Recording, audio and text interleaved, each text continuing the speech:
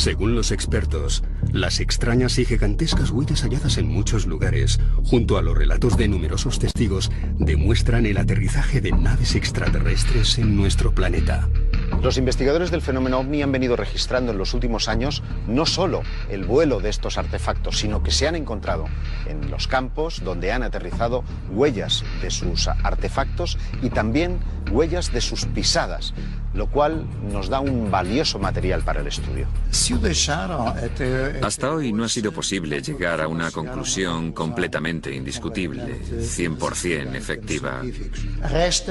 Falta por contrastar con restos de laboratorio la presencia real de elementos que sean extraños o incluso modificados en comparación a aquellos que nosotros conocemos en temas terrestres. Cuando hablamos de aterrizajes OVNI, una huella sobre el terreno nos lleva a la conclusión dentro de lo que es la investigación in situ de campo, es de que allí ha aterrizado algo. Otra cosa es de qué se trató, qué es lo que aterrizó en ese lugar. Los investigadores han catalogado una serie de efectos o de evidencias que suelen encontrarse, no en todos los sucesos de aterrizajes OVNIs, pero que suelen ser depresiones en el terreno provocados por la huella que deja el eventual sistema de soporte que tenga el objeto para tomar tierra. Suelen encontrarse quemaduras, incluso se ha detectado radiactividad en la zona. Nosotros tenemos un ejemplo muy claro aquí en Galicia, que fue uno de los casos de ovni aterrizaje con humanoides más importantes que se han podido dar en el mundo. Y fue lo ocurrido el 7 de marzo de 96 en la localidad de Ferrerías, en la provincia de Lugo. En ese caso pudimos sacar unos moldes de escayola que, una vez llevados a la Universidad de Santiago, al Departamento de Zoología, la opinión personal de los científicos era de que no se trataba de la huella de ningún animal conocido por ellos. Para mí no hace falta otra cosa, porque toda la historia en sí, más esas huellas, demuestran que allí aterrizó un objeto volante no identificado con 8 individuos de 2,5 metros a bordo que pesaban cerca de 250 kilos, y por eso pudimos coger esas huellas que penetraban 19 centímetros en el terreno. En Serradoutes, varios testigos vieron una bola de fuego en el año 94 desplazarse a primera hora de la madrugada hacia un monte cercano. Cuando el Departamento de Investigación del Observatorio de Santiago hicieron un informe, llegaron a la conclusión de que posiblemente allí lo que hubiera caído fuese un meteorito. El cráter, desde luego, era un cráter completamente irregular, habían saltado los pinos y todo el sustrato que lo sujetaba a más de 150 metros pendiente abajo, quedando la roca limpia. Tenía que haber sido algo tan sumamente tremendo que no podía sujetarse debajo del sustrato del suelo. Realmente algo cayó en aquel lugar, pero nunca se encontró resto alguno, ni supimos exactamente qué es lo que sucedió. Un fenómeno muy extraño. Los efectos sobre los testigos cuando se aparece un objeto volante no identificado que ellos asocian a una supuesta nave extraterrestre son variados. Por ejemplo, hay muchos testimonios de personas que van circulando con su coche que de repente pues todos los aparatos técnicos o bien se vuelven locos o directamente las baterías de los coches se descargan completamente, el coche queda parado y en un momento determinado, incluso sobre el propio testigo, se empiezan a producir efectos físicos como son pérdida de memoria, vómito. Uno de los efectos físicos provocados por el fenómeno OVNI que más ha documentado los investigadores a lo largo y ancho del planeta son los efectos que provocan sobre diferente aparataje técnico. La aproximación del testigo a estos objetos ha llevado que en muchísimas ocasiones el vehículo se detenga. En otros incidentes solamente se ha provocado una interferencia sobre el sistema eléctrico del coche. Incluso en domicilios y casas se han sentido como la televisión, la radio y diferentes aparatos eléctricos que haya en la casa pues han sufrido este tipo de alteraciones ante la cercanía de estos objetos.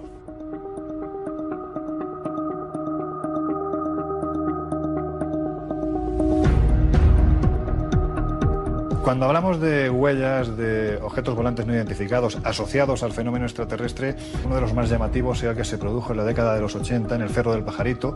Estamos en Argentina y esta huella apareció de la noche a la mañana cuando durante la noche se estuvieron produciendo también en toda la región, según dijeron los testigos, avistamientos de luces en los cielos.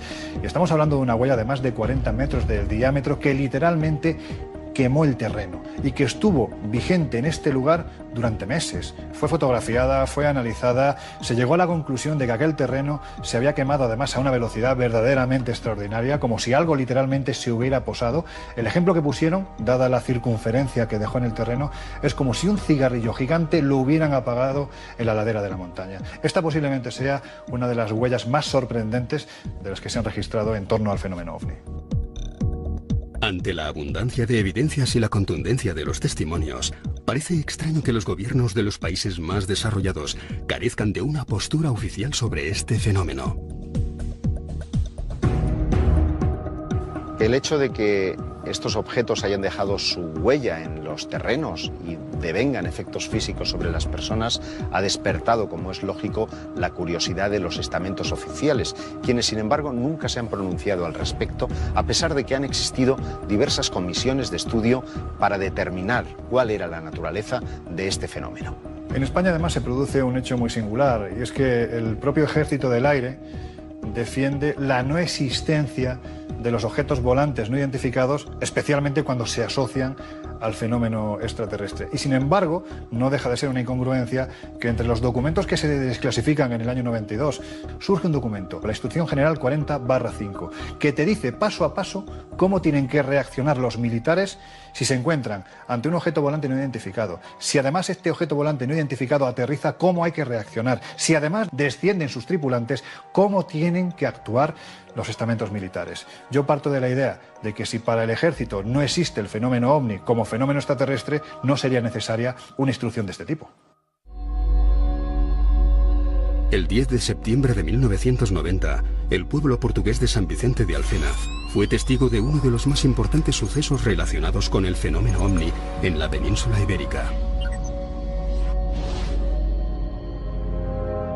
Nos encontramos en una localidad cerca de Oporto, llena de miedo, llena de temor de que aquello pudiese volver a suceder. En el mes de septiembre de 1990, en un día soleado, hubo un grupo de niños que vio algo en el cielo que les pareció extraño, como si fuera una esfera. Era un objeto que hizo un trayecto por todo el pueblo de Alfena, volando relativamente bajo. Estos niños alertaron lógicamente a sus familiares y a otros adultos que pudieron atestiguar la observación de un artefacto volador esférico con una especie de apéndices o patas que caían de su parte inferior, el cual hizo un movimiento en un radio de cerca de 500 metros durante al menos 50 minutos. A cierta altura el objeto empezó a bajar y parecía que iba a aterrizar. Realmente dio la idea de que iba a aterrizar. El objeto quería aterrizar en un campo de fútbol que existía en la zona. Eso fue corroborado por la policía del campo de fútbol, que observaron desde muy cerca que realmente el objeto estaba prácticamente en el suelo, más o menos a 1 metro de altura. En aquel momento había un grupo de trabajadores que estaban en el almacén y salieron. Tiraron piedras al objeto, lo que hizo que éste se elevase. Las piedras no llegaron a darle, pero hubo como una respuesta inteligente, digámoslo así. Al lanzarle las piedras, el objeto se fue. Lo curioso en este caso es que en aquella población había un colaborador de un periódico de noticias que fue a buscar una cámara que tenía a mano e hizo 4 fotografías a una altura a la que prácticamente el objeto no se veía. Eran 4 pruebas de que realmente había pasado algo. La investigación comenzó muy pronto y consiguió recoger las noticias en caliente de lo que allí había sucedido. La Fuerza Aérea también emitió un comunicado después de analizar los negativos para decir que no habían tenido ningún registro de radar y que no tenían conocimiento de maniobra militar alguna, por lo que prácticamente no podían clasificar el objeto.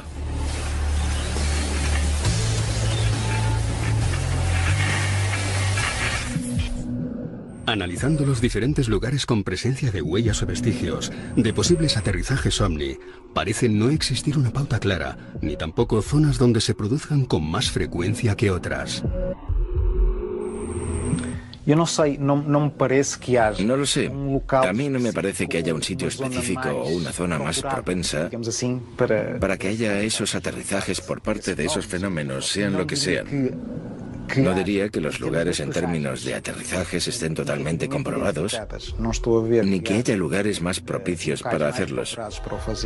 En tanto en cuanto en la península ibérica hay muchos casos de contactos con extraterrestres en lugares muy distintos. Hay efectivamente zonas donde el número de observaciones es mayor que en otras. Por ejemplo, aquí en Portugal, en el litoral del país, lo cual es conocido en Europa y en el resto del mundo. En general hay también zonas de concentración en las grandes ciudades.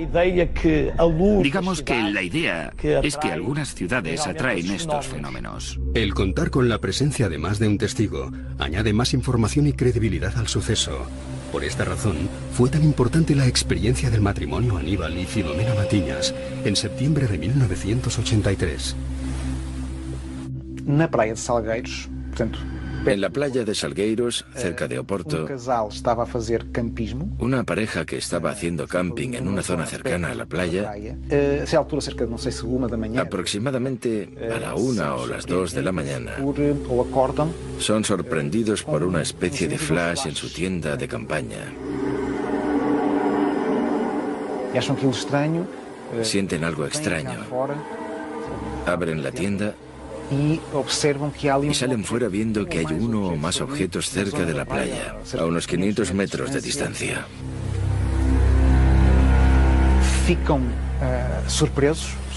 Se quedan sorprendidos aún más cuando ven a 4 seres altos, vestidos con trajes blancos, que parecía que flotaban en el aire, muy despacio, en ausencia de gravedad. Parecía que estaban preocupados por investigar lo que pasaba a su alrededor. Parecía que tomaban muestras.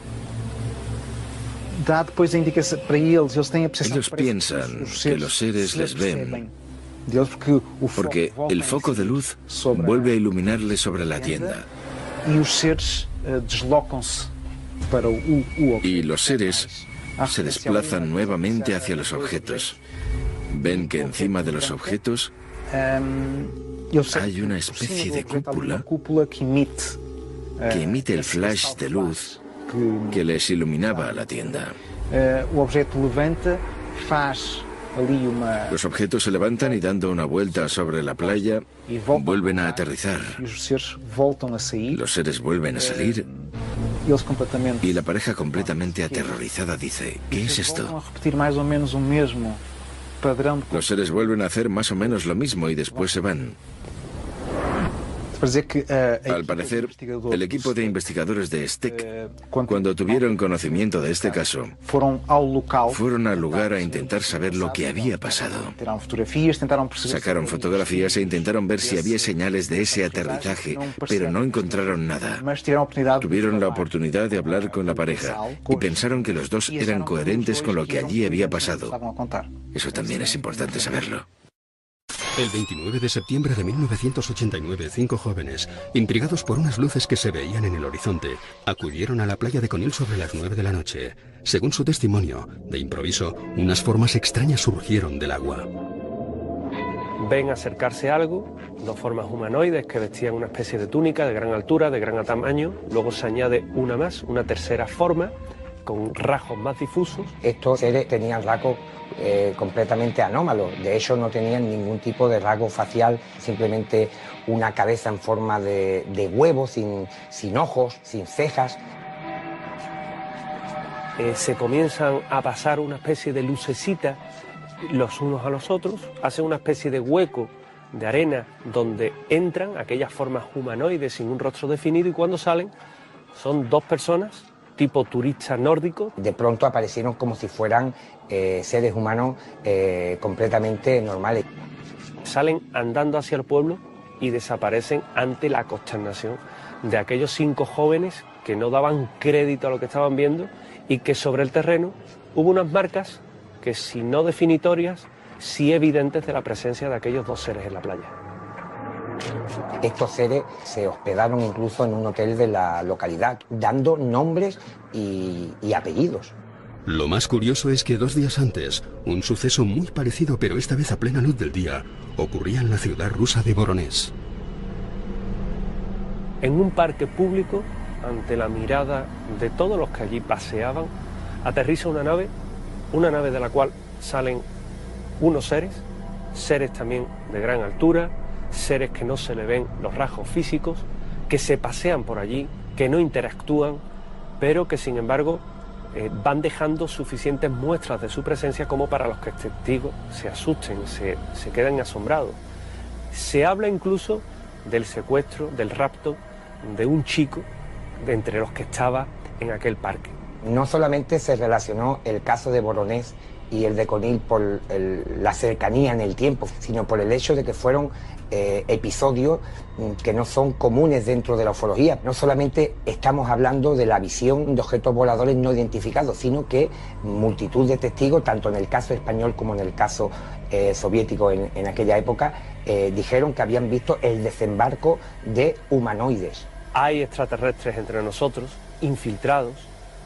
Hay extraterrestres que tienen, de ser cierto ese encuentro en Conil, la capacidad de metamorfosear su apariencia física, lo cual nos retrotraería a lo que ya se cuenta en epopeyas antiguas, mesopotámicas, egipcias, de esos dioses que cambiaban su apariencia y que indudablemente no estarían de unos siglos para acá entre nosotros, llevarían milenios entre nosotros, lo cual nos da una idea de la juventud de nuestro planeta, pero de la antigüedad de esas visitas.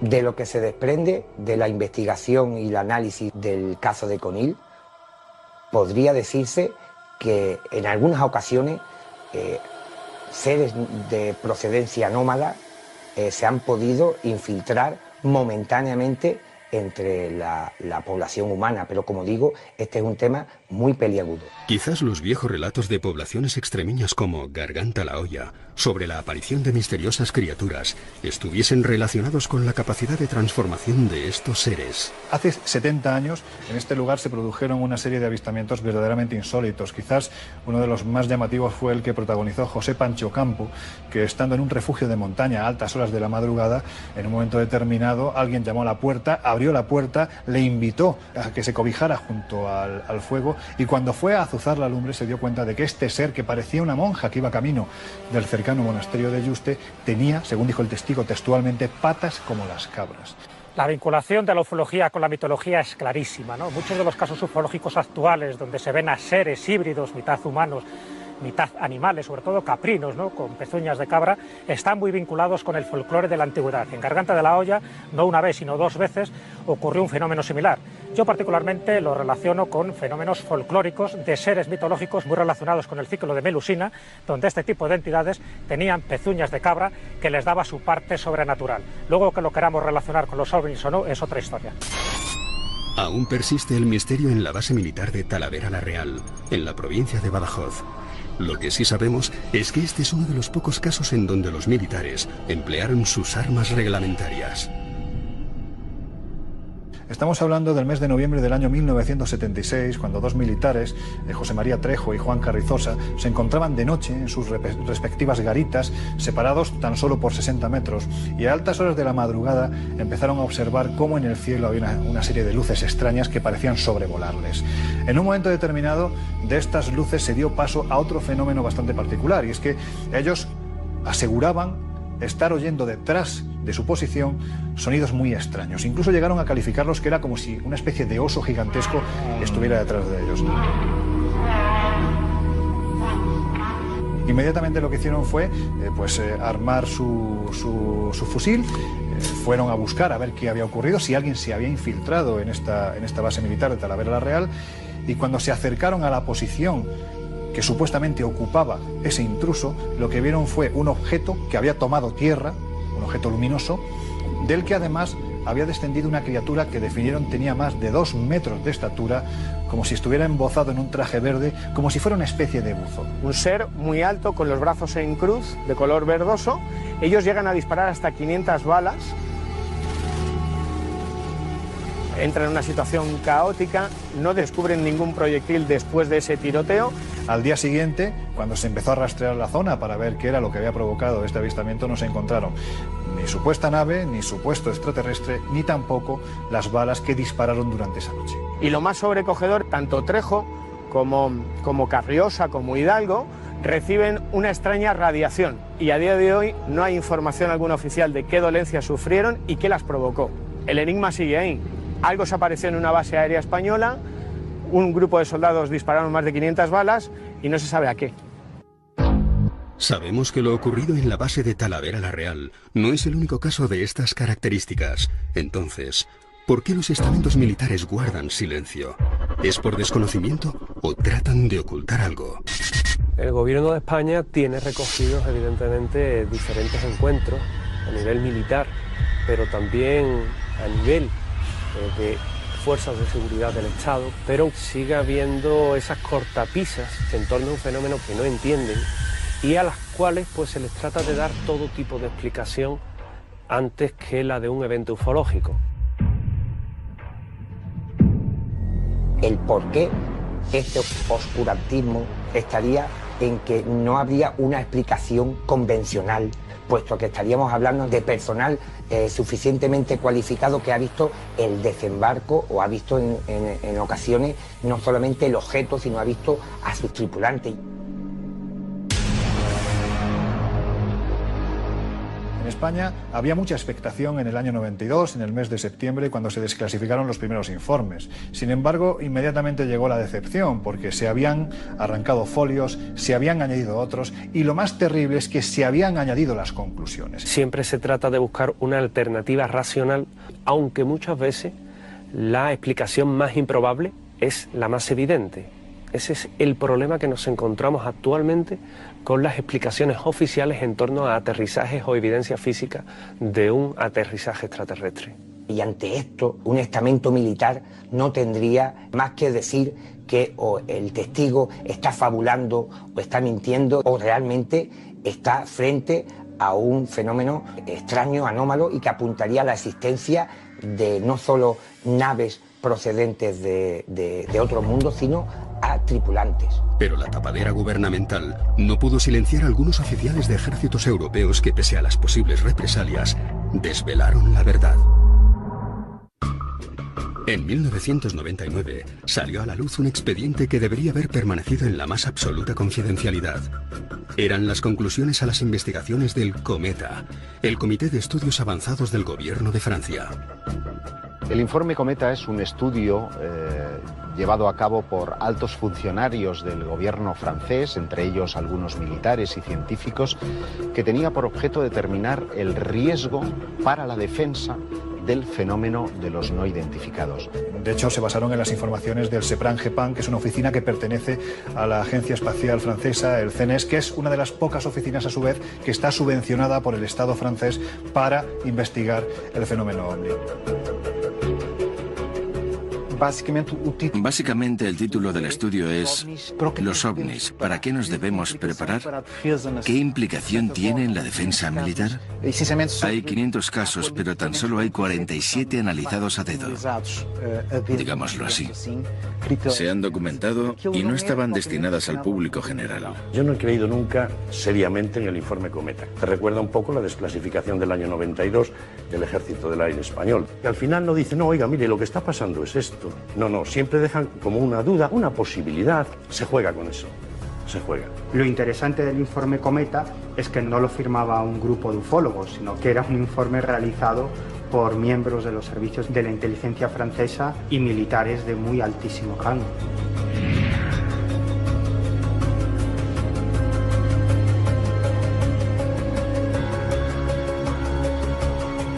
El informe viene avalado por científicos, por militares y por funcionarios de alto rango. Por lo tanto, las conclusiones que se ofrecen en el mismo tienen una credibilidad absoluta.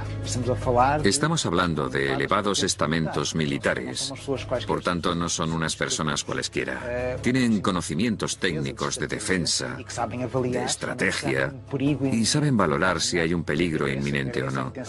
Para lo que nosotros deberíamos estar preparados es para un fenómeno que desconocemos, pero que puede tener implicaciones peligrosas para la seguridad aérea. ¿Qué casos son aquellos que investigaron esos científicos para sacar el informe?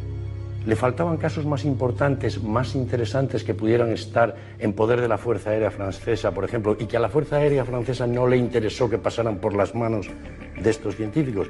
Con toda seguridad. Entonces, la credibilidad del informe o, digamos, su buen hacer ya cojea. A mi entender, que este grupo de personas se animasen a firmar este documento, Cometa, me lleva a pensar que en realidad el fenómeno OVNI es algo sobre lo que se habla, se discute e interesa en las más altas instancias gubernamentales de los países occidentales.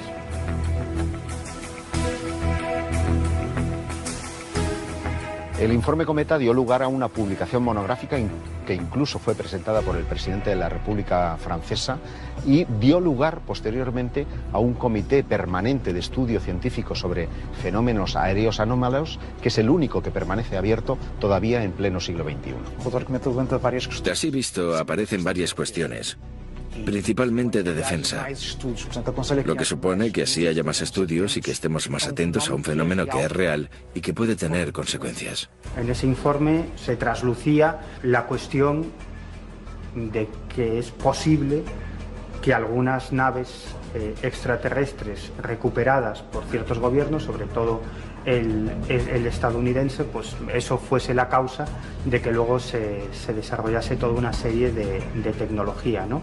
Y esos firmantes daban visos de credibilidad al incidente Roswell, al caso del famoso estrellamiento de un platillo volante en Nuevo México. Sus conclusiones son contundentes. Hay un 5% de los casos registrados que no tienen explicación alguna, y lo que es todavía más importante, apuntan a la posibilidad de que su naturaleza sea extraterrestre.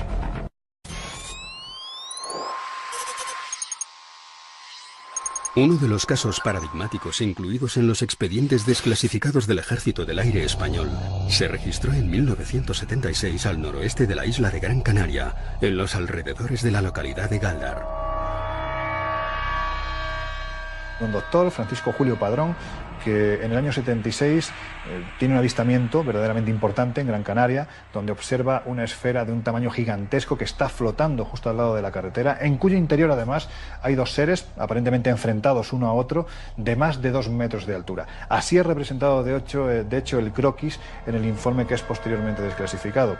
Eso inequívocamente nos remitía a un objeto no identificado, tripulado en este caso por seres que no tenían nada que ver con la especie humana.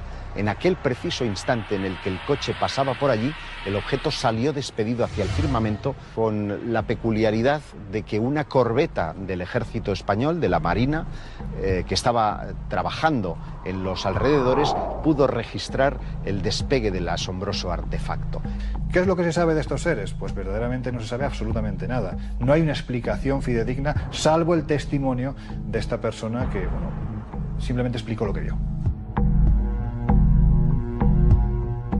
Galdar supuso muchas cosas y sigue siendo uno de los grandes enigmas, sobre todo porque los militares tomaron conciencia de que algo que no tenía explicación, que parecía que no pertenecía a nuestra realidad, a nuestro mundo, se colaba en nuestro espacio aéreo español.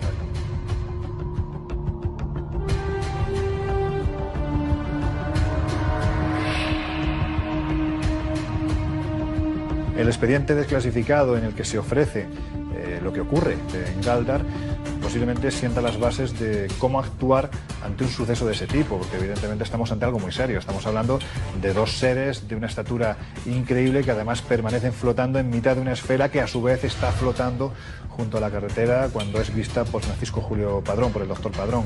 Quizás sienta las bases, como digo, para lo que posteriormente sería la investigación de este tipo de sucesos dentro del ámbito más militar puro, ¿no? Estamos hablando de, bueno, pues un suceso que rompía los esquemas porque hasta ese instante no se había producido nada parecido. Otra de las cuestiones que se plantean a la hora de analizar el fenómeno aterrizaje es que la mayor parte de ellos suceden en los momentos donde se registran las famosas oleadas de avistamientos ovnis. Durante la época de la oleada gallega, entre finales del 95 y mediados del año 1996, es cierto que recogimos varios casos de aterrizajes, ¿no? Algunos francamente espectaculares, con huellas en el terreno, con testigos desde diferentes puntos.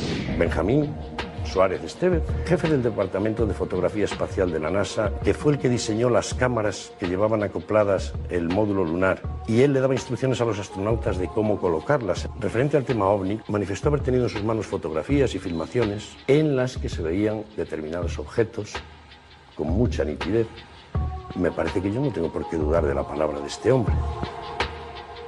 Parece ser que actualmente las informaciones relativas a todos estos sucesos en los medios de comunicación son menos numerosas que en décadas anteriores. Hubo una época en los años 80 en que los propios medios se hacían un eco grande de todos estos relatos. Y por tanto, también daban idea e interés a parte de la población para prestar más atención al cielo y estar mirando hacia arriba un poco más para ver qué pasaba allí.